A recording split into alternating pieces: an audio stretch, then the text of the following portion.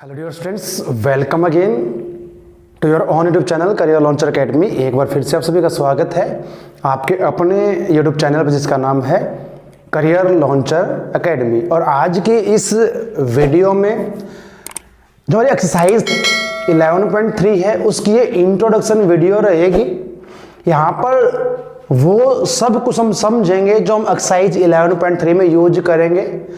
जो सम रहेंगे उनको सोल्व कैसे करना वो समझेंगे। यहाँ पर ये बहुत ही इंपॉर्टेंट वीडियो आपकी रहेगी क्योंकि फॉर्मूले हम रट लेंगे, क्वेश्चन भी सोल्व कर लेंगे। जब तक कंसेप्ट हमें क्लियर नहीं है तो मज़ा नहीं आता। तो आज की इस वीडियो में हम चैप्टर 11th 3 डायमेंशनल ज्योमेट्री आपका चल रहा है, उसकी इंट्रोडक्शन वीडियो करेंगे एक्सरसाइज 11.3 की।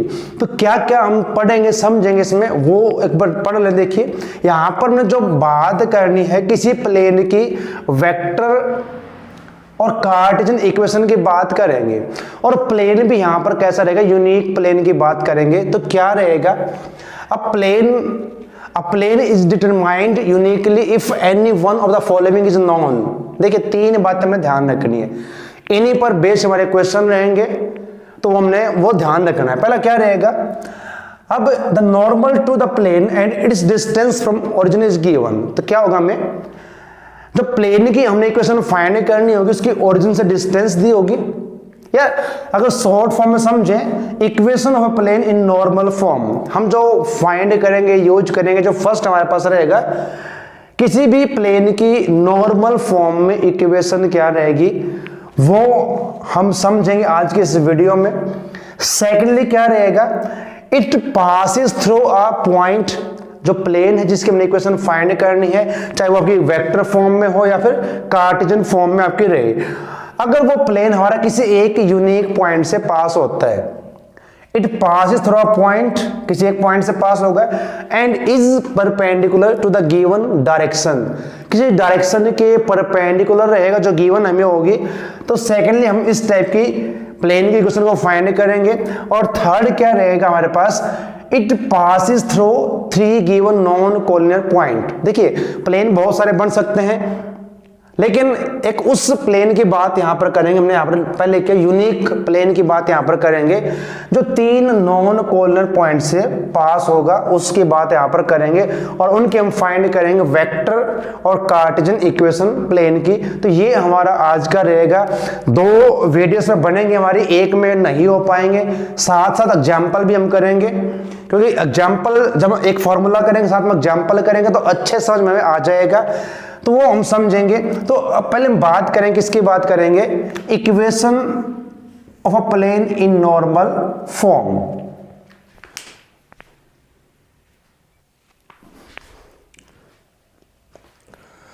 Equation of a normal form में क्या रहेगी, इक्वेशन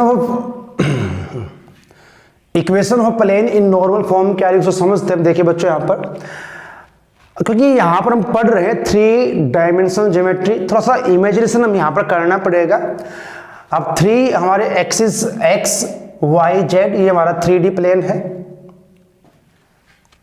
और यहां पर हमें क्या फाइंड करना है, किसी भी इक्वेशन को फाइंड करना है नॉर्मल फॉर्म में प्लेन की। तो थोड़ा सा देखिए फॉर्मूले में रट लेंगे, समझ लेंगे, लेकिन थोड़ा सा कंसेप्ट को समझ लें ताकि आने वाली चीजों को समझना हमारे लिए आसान हो जाएगा। तो हम क्या करते हैं, consider a plane whose perpendicular distance from origin is D. हमने मान लिया एक प्लेन हमने यहां पर लिया है और जो उसकी डिस्टेंस रहेगी ओरिजिन से परपेंडिकुलर डिस्टेंस, उसको हमने डी मान लिया क्योंकि डिस्टेंस है वो 0 के इक्वल नहीं होगी। डिस्टेंस से इतनी हो चाहे इतनी हो डिस्टेंस, तो डिस्टेंस है वो इक्वल टू 0 नहीं होगी। तो यहाँ पर थोड़ा सा इमेजिनेशन करना पड़ेगा। अब एक प्लेन है और उसकी ओरिजिन से डिस्टेंस को हमने क्या लेट किया है, डी हम यहाँ पर लेके चल रहे हैं। और if ON vector is the normal form from origin to the plane, मान लेते हैं अब जो ON है हमारी क्या है, नॉर्मल फॉर्म है, किसकी है, प्लेन की, ओरिजिन से है। ध्यान दें ON जो हमारे पास क्या रहेगी, वो नॉर्मल फॉर्म रहेगी, प्लेन की, ओरिजिन से रहेगी। और N हमारा यहां पर यूनिट वेक्टर रहेगा। And n is the unit vector. देखिए यूनिट नॉर्मल वेक्टर, ध्यान रखें यहाँ पर इस चीज का विशेष ध्यान रखें। n हमारे पास क्या रहेगा, n is the unit normal vector आपका यहाँ पर रहेगा अलोंग ON।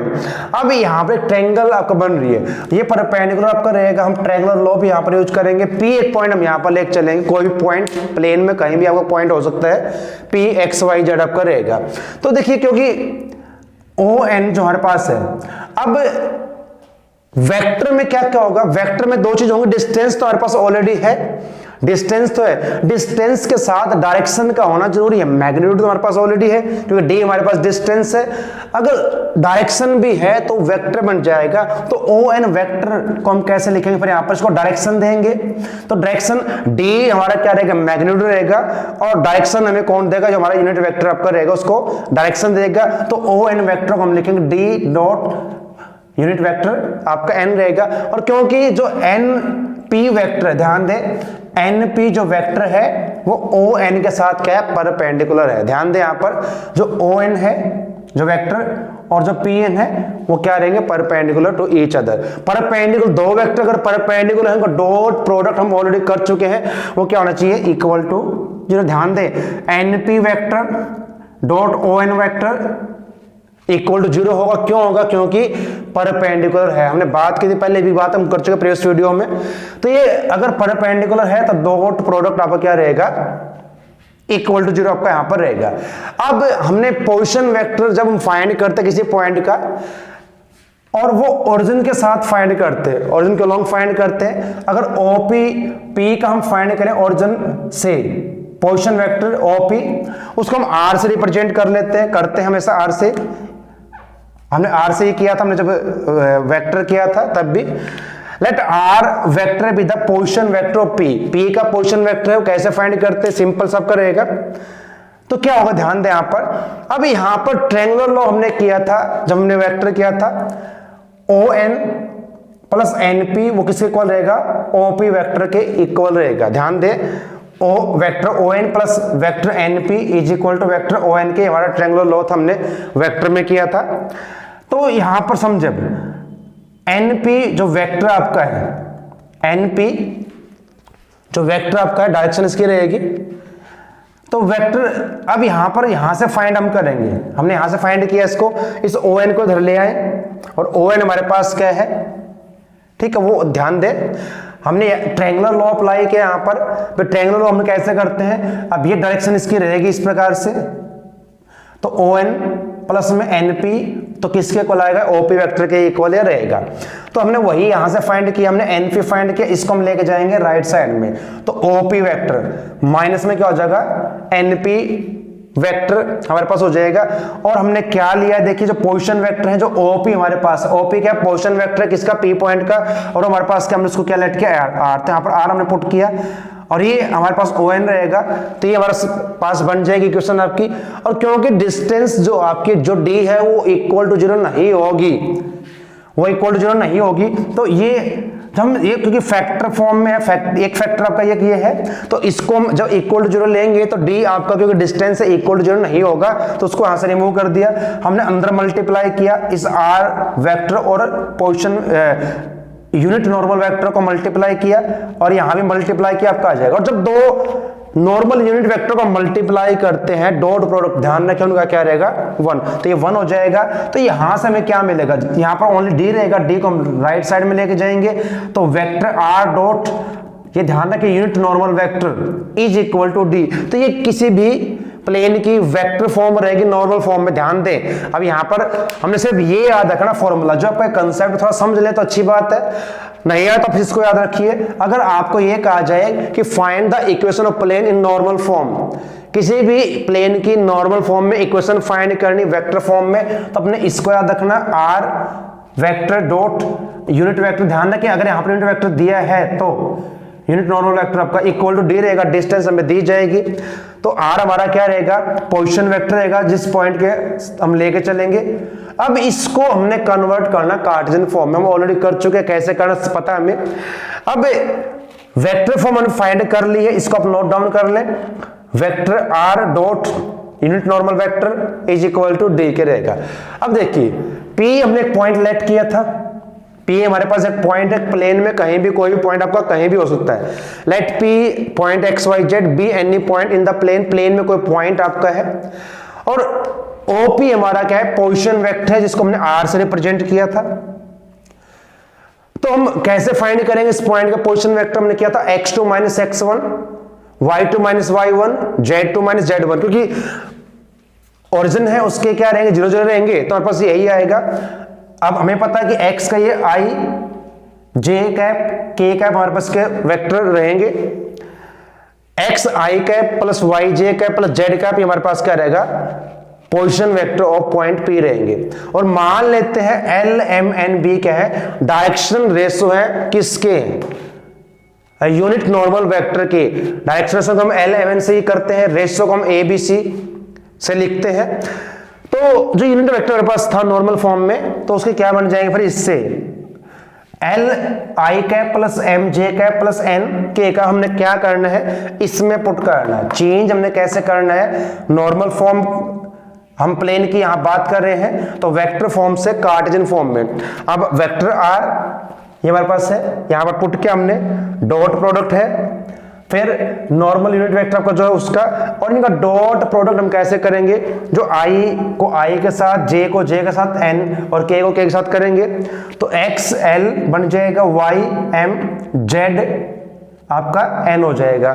तो ये हमारी फॉर्म कौन सी रहेगी, ये कार्टेशियन फॉर्म रहेगी, किसकी रहेगी, equation of plane in normal form. तो ये दो आपने याद रखनी है, इन पर बेस्ड हमारे पास एग्जांपल दिए, पहले एग्जांपल्स करेंगे, उसके बाद जो हमारी नेक्स्ट फॉर्म उसके बाद करेंगे, क्योंकि एग्जांपल करने जरूरी है ताकि आप इनकी एप्लीकेशन भी समझ पाए कि कैसे हमें अप्लाई करना है। कुछ क्वेश्चन हमने ध्यान रखना पड़ेगा, हमारे पास ये नॉर्मल यूनिट वेक्टर दिया है या खाली वेक्टर हमें दिया गया है, तो वहां पर थोड़ा सा हमें फिर नॉर्मल यूनिट वेक्टर में फाइंड करना पड़ेगा। चलिए एग्जांपल नंबर 13 हमारे पास क्या दिया, देखिए, find the vector equation of the plane which is at a distance of 6/√29 from the origin.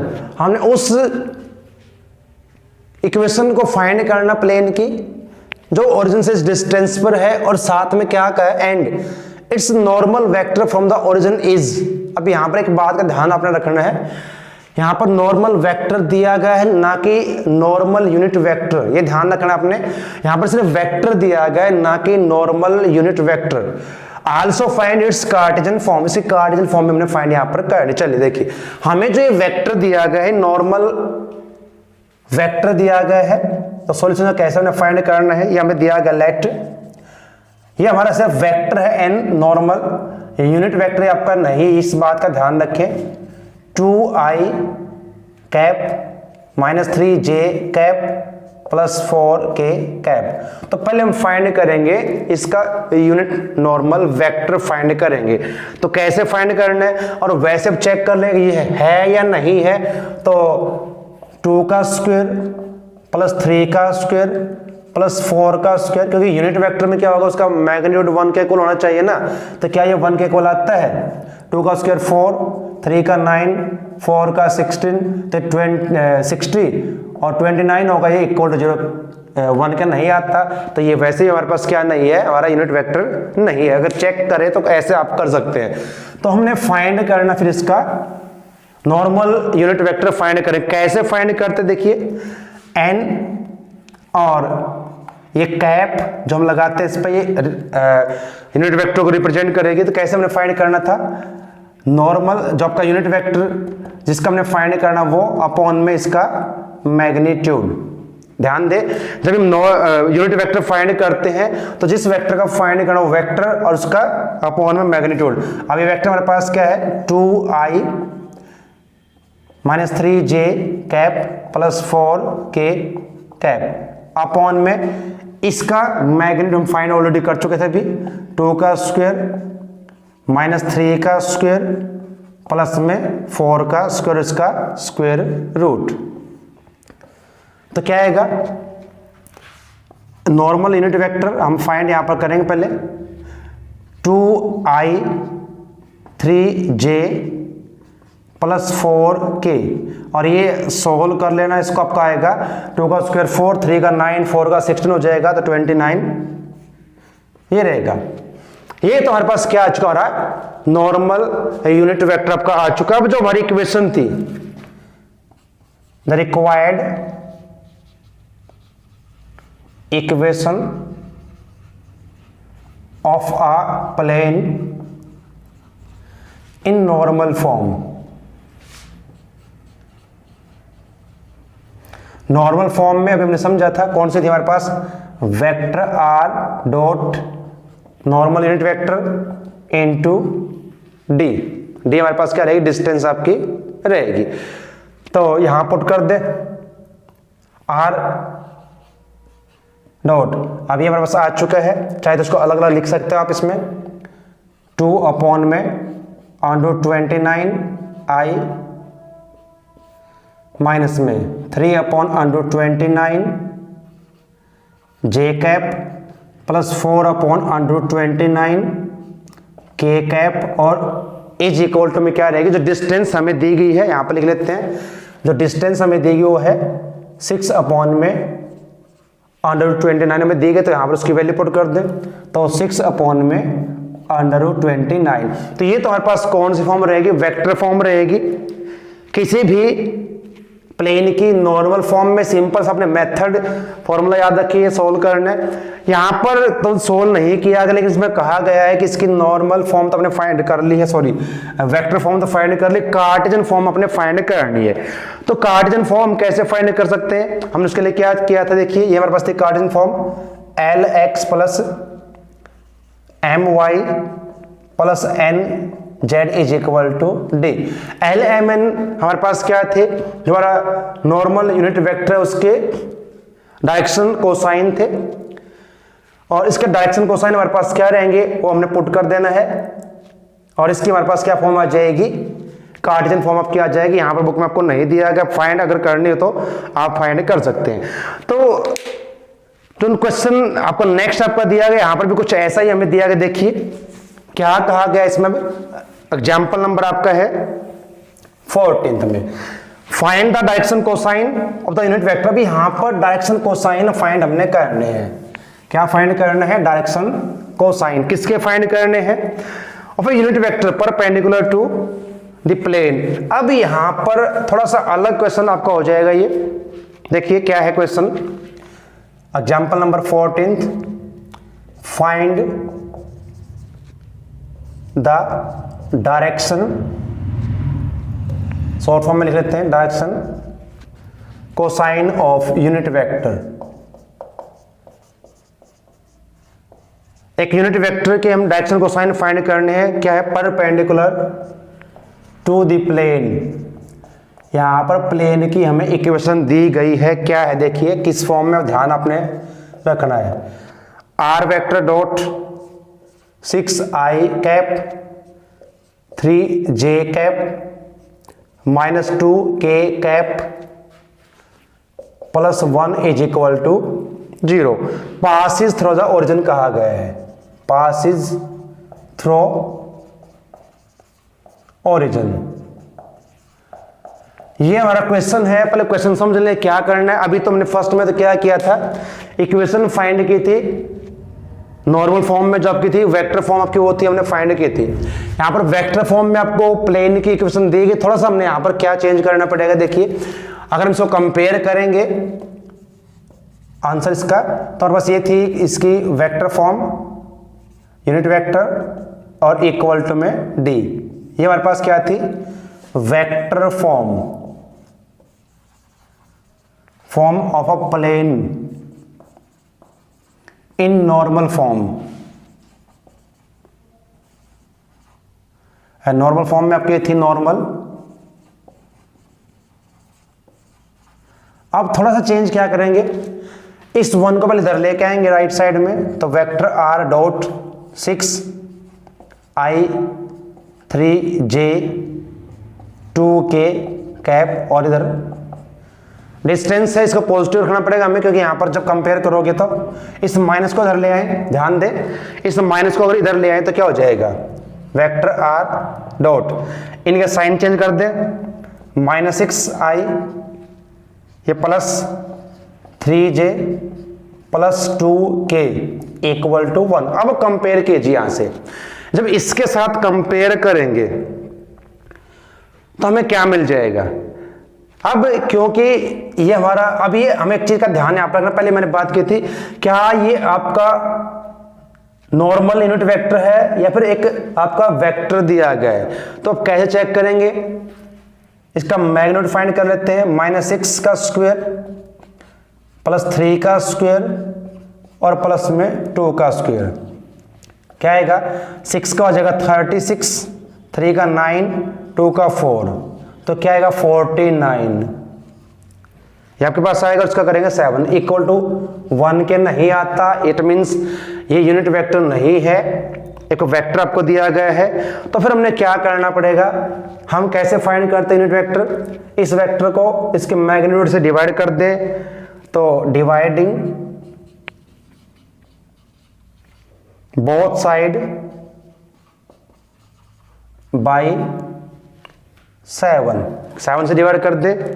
तो आपका देखिए, जब हम इसके साथ कंपेयर करेंगे, ध्यान आपने रखना पड़ेगा, यहां पर आपको जो दिया गया यूनिट वेक्टर है नहीं है, तो उसका ध्यान रखें, इस प्रकार चेक कर ले पहले। तो आपका जब डिवाइड करेंगे, इसको डिवाइड करेंगे, क्या हो जाएगा, -6/7 i cap plus 3/7 j cap और 2/7 k कैप।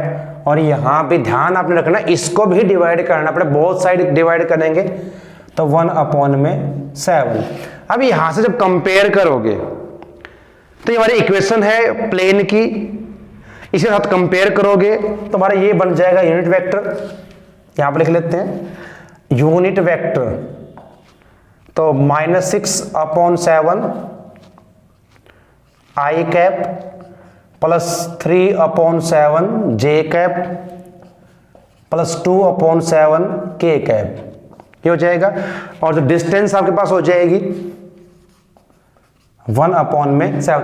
हमें क्या फाइंड करना, सुन लीजिए यहां पर, फाइंड द डायरेक्शन कोसाइन। अब हमें फाइंड क्या करने, इसके डायरेक्शन कोसाइन फाइंड करने हैं। तो जो हमारी फॉर्म इसकी हमने की थी LIMJ K, उस प्रकार से, तो यहां से जो आप करेंगे direction cosines of unit vector, तो क्या हो जाएंगे, वो आपके हो जाएंगे -6/7 3/7 2/7।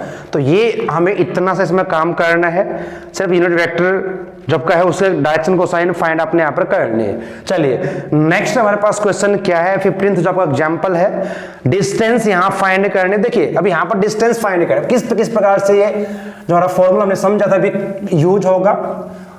इक्वेशन फाइंड करने, उसके लिए इक्वेशन दी हो, वहां से हम यूनिट वेक्टर फाइंड कर सकते हैं, उसके डायरेक्शन कोसाइन फाइंड कर सकते हैं। अब डिस्टेंस का फाइंड करने के लिए तो यहां पर भी सिंपल से क्वेश्चन आप करेंगे, ज्यादा लेंथी नहीं है। तो यहां पर कहा गया क्वेश्चन नंबर, जब का एग्जांपल है 15th, फाइंड द डिस्टेंस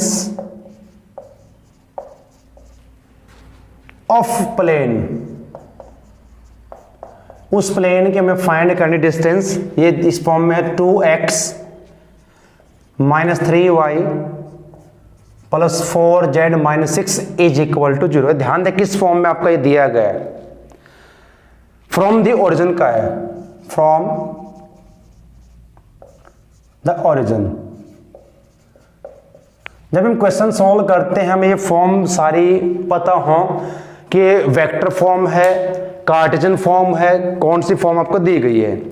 तो अगर हम बात करें इसकी, देखिए सॉल्यूशन की इसकी, तो डायरेक्शन रेशो की बात हम करें, since direction ratios DR, direction ratios ऐसे लिख लेते हैं DR, शॉर्ट फॉर्म में हम ये लिखेंगे डायरेक्शन रेशोज किसके है ये, ऑफ द नॉर्मल। अब यहां से हम क्या फाइंड करेंगे, डायरेक्शन रेशो फाइंड करेंगे नॉर्मल के, नॉर्मल टू द प्लेन, जो इस प्लेन के नॉर्मल होगा वो आपके रहेंगे R। यहां से देखिए 2 - 3 एंड 4 ये रहेंगे। ध्यान दें क्या हमें कहा गया है, find the distance of the plane, इस प्लेन की डिस्टेंस फाइंड करनी ओरिजिन से। तो हमने क्या किया, उस नॉर्मल के डायरेक्शन से फाइंड किए, जो इस प्लेन का नॉर्मल होगा उसके फाइंड करेंगे, तो आपके रहेंगे 2 - 3 4 आपके रहेंगे। अब यहां से हम क्या करते हैं, हमने फाइंड जो करना है, अब इसके हम फाइंड कर लेते हैं। देखिए पहले इसका हम फाइंड कर लेते मैग्नीट्यूड और फिर डिवाइड कर दे, तो क्या आएगा 2 अपॉन में अलग अलग से कर लेंगे, 2 का स्क्वायर प्लस -3 का स्क्वायर प्लस 4 का स्क्वायर, इस प्रकार से। फिर -3 अपॉन में 2 का स्क्वायर -3 का स्क्वायर प्लस में 4 का स्क्वायर, और ऐसे ही 4 अपॉन में 2 का स्क्वायर प्लस -3 का स्क्वायर प्लस 4 का, इसको सिंप्लीफाई कर दें तो क्या आएगा यहां से, तो आएगा 2 अपॉन में 2 का स्क्वायर 4, 3 का 9, 4 का 16, तो क्या हो जाएगा ये 29 बन जाएगा। तो डायरेक्ट लिखते हैं यहाँ पर, इसको सीधा लिख लेते हैं इसको सॉल्व करके, √29 ये हो जाएगा -3 अपॉन में √29, यहाँ भी 4 अपॉन में √29। ये हमारे पास क्या आ चुके हैं, डायरेक्शन कोसाइन आपके आ जाएंगे हमारे पास। अब हमने क्या करना है, डिवाइड कर देना है और वहां से हम फाइंड करेंगे। आप पहले तो इसको इधर ले जाए राइट साइड में, तो उस फॉर्म में इसको हम लेके आएंगे। हमने क्या करना है, देखो हमने पहले क्या करना है, हमने डायरेक्ट यहां से कर लिया है, आपने यहां से डायरेक्शन रेशो फाइंड किए हैं, आप यहां से फाइंड कर ले इसका मैग्नीट्यूड, उससे डिवाइड कर दे बोथ साइड। पहले 6 को उधर ले जाए राइट साइड में, और फिर हमारे पास क्या आएगा, देखिए अब ये बन जाएगा 2 अपॉन √29 x माइनस यहाँ प्लस -3 अपॉन में √29 y प्लस 4 अपॉन √29 z, और जो 6 का उसको राइट साइड में लेके उसको भी डिवाइड हमने फिर करना पड़ेगा किससे, 29 से। ध्यान दे हमने किया क्या इसमें, ये हमारे पास डायरेक्शन रेशो थे, हमने फाइंड किया मैग्नीट्यूड, इस इक्वेशन को डिवाइड किया बोथ साइड उससे, तो डिवाइड करके हमारे पास ये आ जाएगा डायरेक्टली। अब यहां से डिस्टेंस हमारे पास क्या हो जाएगी, और ये फॉर्म हमारे पास कौन सी रहेगी, this is the form of, अब फॉर्म को ध्यान रखें कौन सी है, LX + MY + NZ is equal to D। जब हमने कार्टेशियन फॉर्म की बात की थी, LX + MY + NZ is equal to D, यहां से कंपेयर करें, जो x का कोएफिशिएंट है वो L, तो L हमारे पास 2 अपॉन में √29, ऐसे ही M -3 अपॉन में ये हो जाएगा, और N 4 अपॉन में √29। लेकिन हमें डिस्टेंस फाइंड करनी है, तो डिस्टेंस हमारे पास क्या रहेगी, डिस्टेंस यहां से 6 अपॉन √29, तो ये हमारे पास डिस्टेंस इसकी आ जाएगी प्लेन की ओरिजिन से। तो सिंपल सा क्वेश्चन आपका ये हमने सोल्व इस प्रकार से करना। चलिए जो क्वेश्चन नंबर 16 था बहुत ही इंपॉर्टेंट, आपका बहुत सारे कंसेप्ट यहां से क्लियर आपके हो जाएंगे। क्या है स्टेटमेंट, एक बार देखें, find the coordinate of foot. देखिए ये थोड़ा अलग रहेगा, यहाँ पर फुट के कोऑर्डिनेट्स फाइंड करने किसके, perpendicular drawn from the origin to the plane. एक प्लेन है उसके साथ जो ड्रा किया जाएगा परपेंडिकुलर, उसके फुट के कोऑर्डिनेट्स क्या होंगे फाइंड हमने करने। थोड़ा सा ध्यान दे इस क्वेश्चन पर, क्या है स्टेटमेंट पढ़े लिखे एक बार स्टेटमेंट ध्यान से। 16th एग्जाम्पल आपका ये है, find the coordinate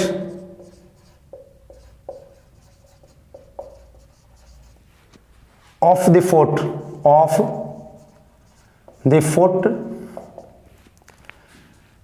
to of the perpendicular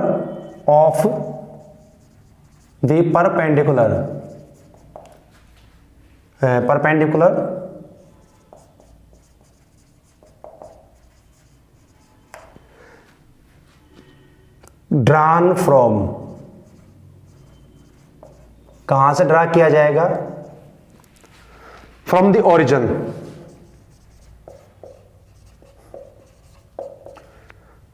to the plane, इस प्लेन के साथ जो इक्वेशन हमें दी गई है 2x minus 3y plus 4z minus 6 is equal to 0, और ये इक्वेशन जो आपकी है वो कार्टेशियन फॉर्म में है, वेक्टर फॉर्म में आपको नहीं दी गई है। थोड़ा सा इसको डायग्राम से समझे।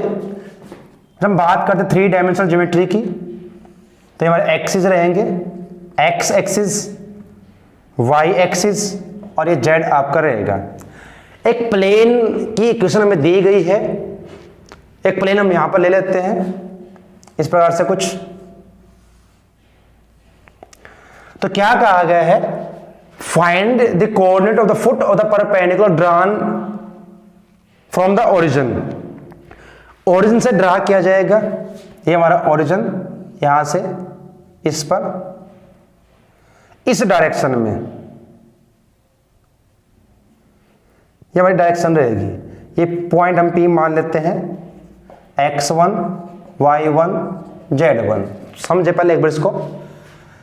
एक प्लेन की हमें इक्वेशन दी, कार्टेशियन फॉर्म में इक्वेशन दी गई है, कहा गया है ओरिजिन से अगर यहां पर इस पर ड्रा किया जाए कोई परपेंडिकुलर, उसके फुट के कोऑर्डिनेट्स आपने फाइंड करने हैं। तो कैसे फाइंड करेंगे, मान लेते हैं, देखिए आंसर इसका सॉल्यूशन, लेट द कोऑर्डिनेट, हम मान लेते हैं जो कोऑर्डिनेट्स आपके दिए गए of the foot of the perpendicular, foot of the perpendicular, ये सिंबल हम इस प्रकार लिख सकते हैं P मान लेते इस पॉइंट को हम, ये P आपका, ये पॉइंट आपका रहेगा P, ये ध्यान दें इस पॉइंट को हमने P मान लिया है, उसके कोऑर्डिनेट्स हमने लिए हैं x1 y1 z1। ओरिजिन से है, फ्रॉम द ओरिजिन, ओरिजिन से एक परपेंडिकुलर ड्रा किया इस प्लेन पर जिसकी इक्वेशन हमें दी गई है। देन अब डायरेक्शन रेशो क्या रहेंगे इसके, then the direction ratios of line, जो आपकी लाइन OP है, अभी लाइन बन जाएगी OP, इसके डायरेक्शन रेशो क्या रहेंगे, R x1 y1 z1। देखिए डायरेक्शन रेशो हम फाइंड करने के, अगर पोजीशन वेक्टर की बात करें तो डायरेक्शन रेशो वहां से हम फाइंड कर सकते हैं इजीली, नो प्रॉब्लम। तो इसको नॉर्मल फॉर्म में हम कैसे लिखेंगे, अब देखिए इस इक्वेशन को अब हमने क्या करना है, नॉर्मल फॉर्म में, writing the equation of plane in normal form. ये नॉर्मल फॉर्म में नहीं है, ध्यान दें, नॉर्मल फॉर्म। तो नॉर्मल फॉर्म में हम कैसे कन्वर्ट करेंगे इसको, तो वही यहां पर रहेगा आपका, पहले 6 को राइट साइड में लेके जाइए, इनका जो मैग्नीट्यूड फाइंड करके डिवाइड कर दीजिए, तो क्या आएगा देखिए, अगर हम फाइंड कर ले यहाँ पर, पहले इसको थोड़ा सा इस प्रकार से कर लेते हैं, 2x minus 3y plus 4z is equal to 6 हो जाएगा, और 2 का स्क्वायर 4, 3 का 9, 4 का 16 वही 29 आएगा। डिवाइड कर दे सभी को, इसको भी और यहाँ भी √29, यहाँ भी √29, सभी को ये y, और यहाँ भी हमने डिवाइड कर दिया। तो इससे हमें क्या मिल जाएगा, डायरेक्शन कोसाइन मिल जाएंगे OP के, डायरेक्शन कोसाइन ऑफ OP। जो OP हमारा वेक्टर रहेगा उसके डायरेक्शन कोसाइन में मिल जाएंगे, क्या क्या मिलेंगे, यहां से देखिए 2/√29 माइनस 3/√29 और यहां पर 4/√29। हमने क्या क्या समझे एक बार, यहां पर जो P आपका पॉइंट है और जो लाइन आपकी OP है, जो OP की हम बात करें उसके डायरेक्शन कोसाइन हमारे पास क्या हो जाएंगे, वो हमने फाइंड किए। अब क्योंकि ये प्रोपोर्शनल रहेंगे, क्या रहेंगे, प्रोपोर्शनल रहेंगे, तो यानी कि किसी एक वैल्यू के इक्वल ये सब ही रहेंगे, तो हम यहां पर क्या करते हैं, सिंस या डायरेक्शन कोसाइंस आर प्रोपोर्शनल यानी कि इक्वल रेशो, इनका रेशो जो आएगा इक्वल रहेगा, किसके रहेंगे, किसी लाइन के रहेंगे, डायरेक्शन कोसाइन और डायरेक्शन रेशो। यहां पर थोड़ा सा लिखे direction cosine and direction ratio, जो डायरेक्शन कोसाइन और डायरेक्शन रेशो है of a line are proportional, ये प्रोपोर्शनल रहेंगे। परपेंडिकुलर में तो क्या होता है, उनका डॉट प्रोडक्ट जीरो हो जाएगा, यहाँ पर प्रोपोर्शनल रहेंगे। तो कोई हम मान लेते हैं, कोई भी आप के एक लेके चलेंगे यहाँ पर, तो क्या हो जाए देखिए, अब इनका रेशो हम फाइंड करेंगे। अब हमारे पास जो ये तो हमारी डायरेक्शन कोसाइन है और ये हमारे पास क्या डायरेक्शन रेशो है, प्रोपोर्शनल का रेशो फाइंड करेंगे। तो x1 अपॉन में 2/√29 is equal to y1 upon में -3/√29, z1 अपॉन में 4/√29 इक्वल टू मान लेते किसी कांस्टेंट k के, क्योंकि इनका रेशो इक्वल आएगा, प्रोपोर्शनल कहा गया है तो k की वो लेके चलते हैं, क्रॉस मल्टीप्लाई कर दे यहां से, तो x1 यहां से क्या जाएगा 2 में √29 क्या हो जाएगा, ऐसे ही y1 -3 में √29 के, z1 आपका हो जाएगा 4/√29 के। तो ये हमने क्या फाइंड कर ली, के फॉर्म में इनके जो हमारे डायरेक्शन रेशो को फाइंड कर लिया। अब हमने जो फाइंड करनी है इस वैल्यू को हम पुट कर देंगे। अब इसमें पुट करेंगे यहां पर, तो हमारे पास नहीं, यहां पर पुट करेंगे, देखिए ध्यान दें, इसमें पुट करेंगे यहां पर, इसको फर्स्ट सेकंड जो भी क्वेश्चन आप ले सकते हैं इसको। तो यहां पर हम फाइंड करें के की वैल्यू फाइंड करने की हमने कोशिश करनी है, यहां से फाइंड करें के की वैल्यू, तो उस फुट के हम फाइंड कर लेंगे कोऑर्डिनेट। ध्यान दें कैसे करना है। अब यहां पर पुट करोगे आप किनको, x1 यानी x1 ही आपको हो जाएगा, इसके स्थान पर x के स्थान पर हमने पुट करना है 2k/29, यहां पुट करोगे तो क्या होगा देखिए, डायरेक्टली पुट करें तो मतलब यहां पुट करूंगा 2 2 4 4/29 के, फिर यहां पर जब पुट करेंगे y1 यानी ये y के स्थान पर ये पुट करेंगे तो माइनस माइनस प्लस हो जाएगा, 3 3 9 और √29 को फिर √29 से करेंगे तो 29 और ये के, ऐसे ही यहां पर हो जाएगा 16/29 और यहां पर के, और इज इक्वल टू में है 6/√29। ऐड कर दे सभी को, एलसीएम यहां पर ओनली 29 रहेगा तो ऐड कीजिए क्योंकि सेम एज है, तो 16 + 4 20, तो 29 के अपॉन 29 इज इक्वल टू 6 में, तो यहां से कैंसिल हो जाएगा, तो हमें के की वैल्यू यहां से मिल जाएगी, और जो के की वैल्यू हमारे पास आ चुकी है 6/29। अब इस वैल्यू को हमने कहां पुट करना है, हमने क्या फाइंड करना है, देखिए अगर यहां पर पुट कर दें तो क्या हमारे इसके फुट और परपेंडिकुलर कोऑर्डिनेट्स आ जाएंगे। अब थोड़ा सा स्पेस मुझे चाहिए लिखने के लिए, तो यहां पर यहां लिख लेते हैं। देखिए अब के की वैल्यू अपने फाइंड कर लिया, अपने यहां पुट करनी है, तो क्या हो जाएगा, जब यहां पुट किया 6 2 12 अपॉन में फिर वही 29 हो जाएगा, 3 6 18 माइनस क्या रहेंगे अपॉन 29 और 4 6 24 अपॉन में 29, तो ये हमारे पास रहेंगे द फुट ऑफ परपेंडिकुलर। तो ये थोड़ा क्वेश्चन अलग है, इसको आपने सॉल्व करना है। तो बच्चों आज के इस वीडियो में इतना ही करेंगे, हमने एक ही फॉर्म की है, नॉर्मल फॉर्म ऑफ प्लेन, उसको हमने समझे हैं, कुछ एग्जांपल्स किए हैं, तो उम्मीद है कि आपको समझ में आए होंगे, तो उनको आपने प्रैक्टिस करना। और अगर आपने अभी तक चैनल को सब्सक्राइब नहीं किया, चैनल पर नए हैं तो प्लीज चैनल को सब्सक्राइब करें, बेल आइकन को दबाना ना भूलें। तो आप सभी का धन्यवाद, जय हिंद।